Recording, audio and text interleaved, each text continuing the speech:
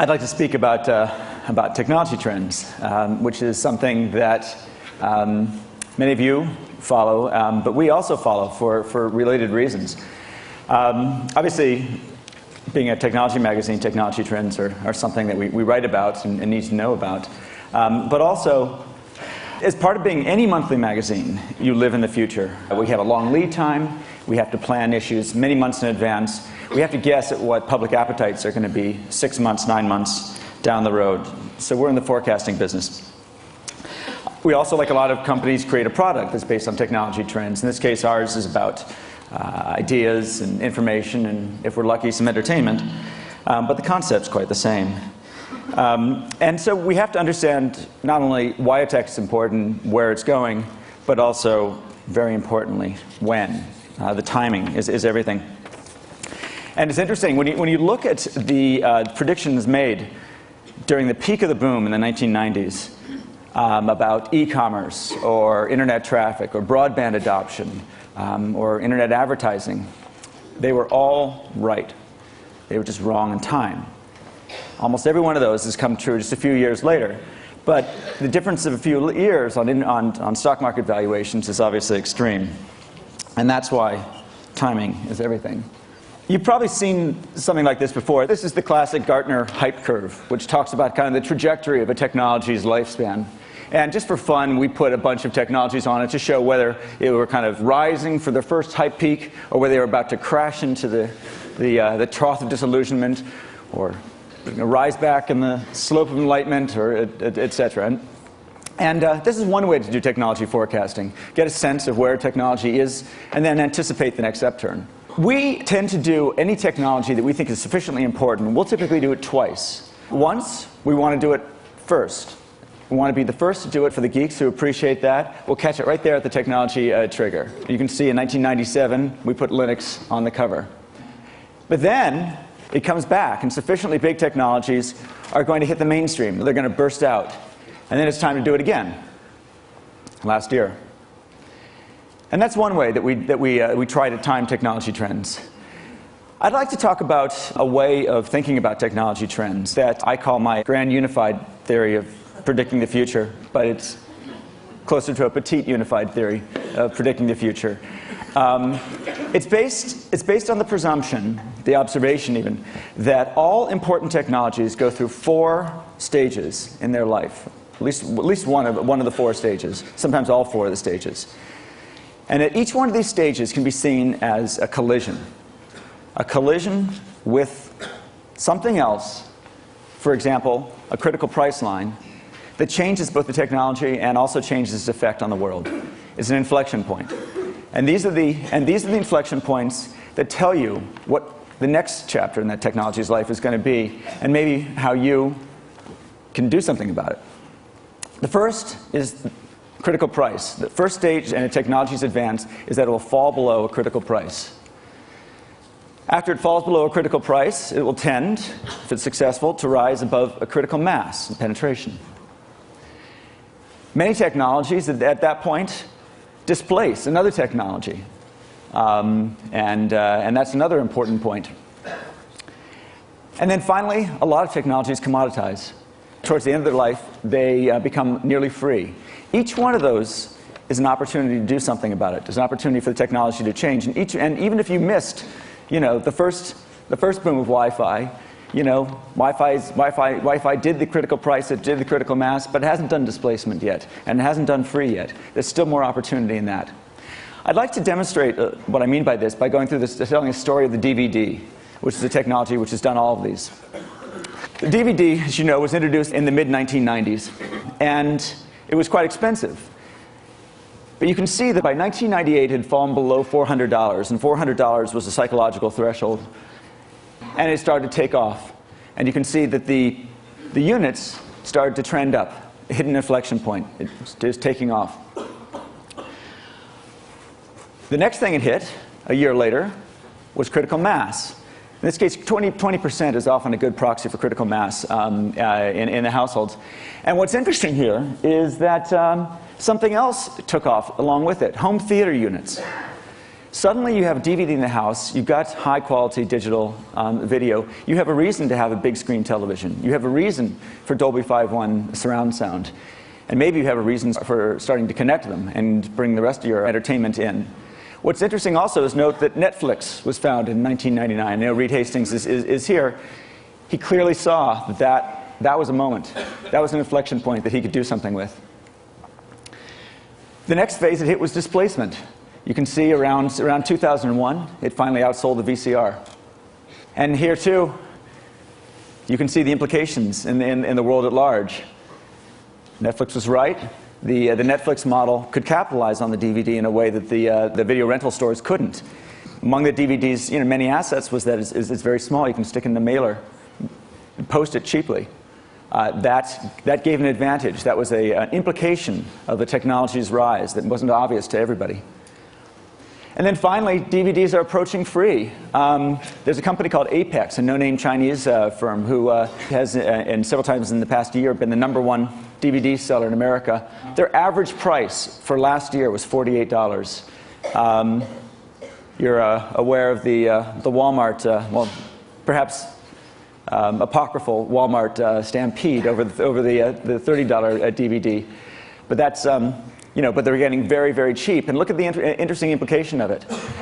As they get cheaper, the premium brands, the Sonys and such, are losing market share, and the no-names, the Apexes, are gaining them. They're being commodified, and that's what happens when things go to zero. It's a tough market out there.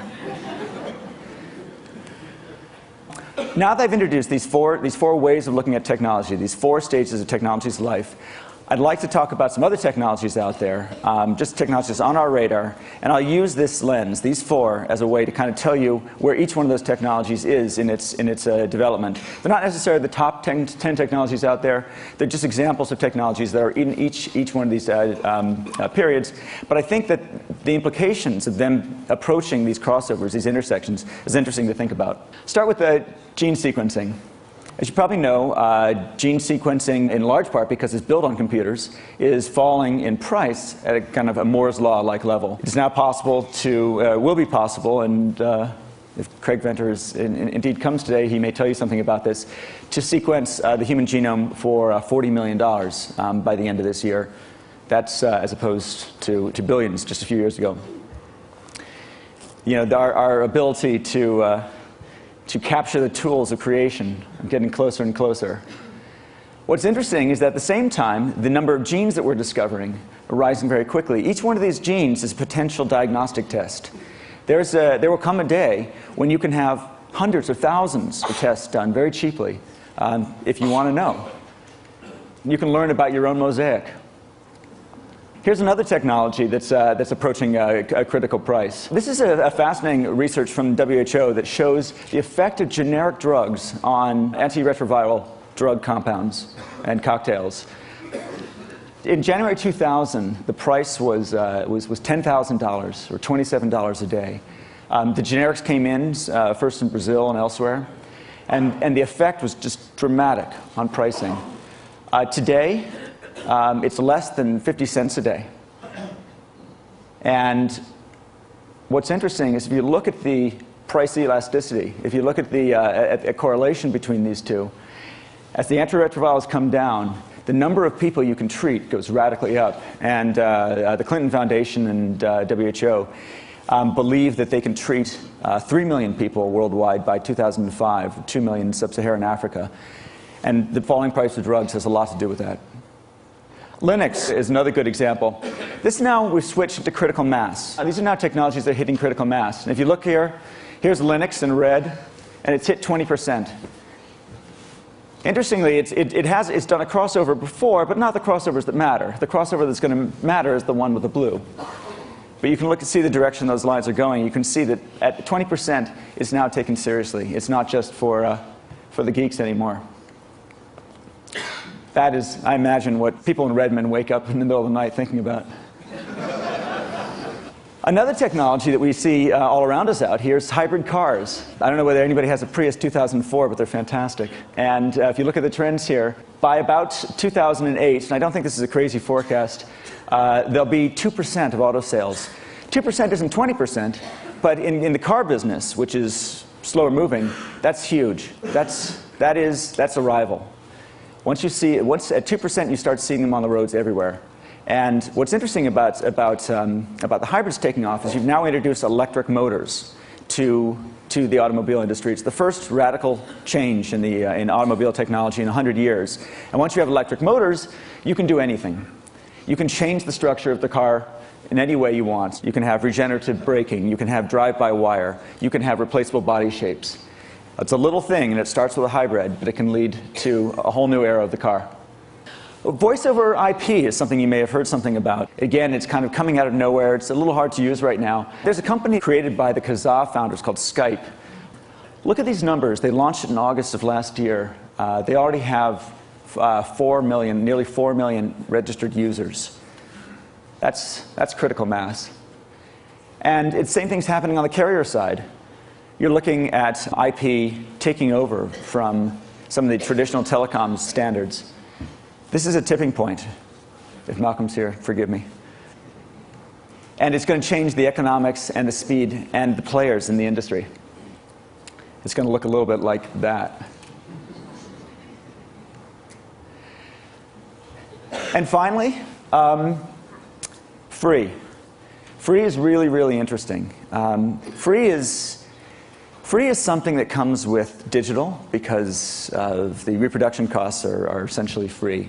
It comes with IP because it's such an efficient protocol. It comes with fiber optics because there's so much bandwidth. Free is really, the gift of Silicon Valley to the world. It is it's an economic force. It's a technical force. It's a deflationary force if not handled right. It is abundance as opposed to scarcity. Free is probably the most interesting thing. And here you have just the number of songs can be stored on a hard drive. That could be films either, but it's basically every song ever made can be stored on $400 worth of storage by 2008. It takes that entire element, the physical element of songs, off the table. And you've seen the numbers. I mean, the music industry is imploding in front of our very eyes, and Hollywood's worried as well. They're facing a force that they haven't faced before, and their response is draconian, and not necessarily the one that's going to get them out of this. And finally, I'll give you one last example of free, perhaps the most powerful of all. I mentioned fiber optics. Their abundancy tends to make things free. This is the price of a phone call to India per minute. And what's interesting is that it was just 1990 when it was more than $2 a minute. India still has a regulated phone system, and so did we. It was surprisingly non-innovative, moved very slowly, but then there was just so much fiber out there. It couldn't hold back. And look how quickly the price fell. You now can get it's 7 cents a minute in many cases. And the consequence of cheap phone calling, free phone calling to India is the pissed off programmer. It's the outsourcing. It is probably one of the most dramatic shifts in globalization and one of the most powerful economic tools that we're seeing in our world today. The force of India and China and any other country that can be reached, that can contact our markets and work with our companies because the communications are free, is just beginning to be felt. And I think that's probably one of the most important technology trends that we're looking at today. Thank you.